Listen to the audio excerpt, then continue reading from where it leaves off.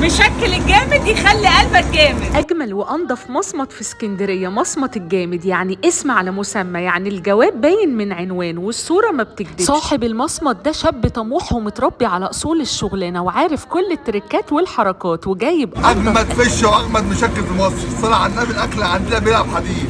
بص كده، الصلاة على النبي.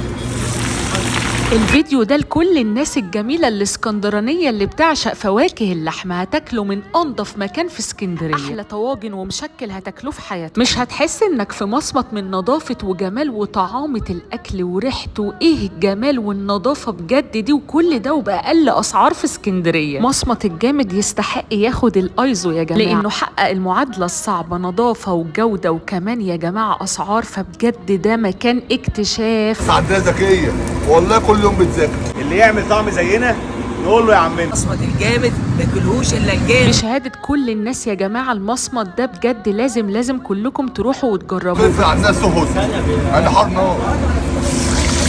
أنا أكلت أحلى ممبار ومشكل في حياتي حرفيا. ده أنا اللي ماليش في المصمت بجد يا جماعة. انبسطت واستمتعت جدا. هتلاقوني بقى كاتبالكم العنوان والرقم آخر الفيديو. ما تنسوش بقى نعمل لايك وشير كتير جدا للفيديو ده، وابعتوه لكل الناس اللي بتحب أكل المصامت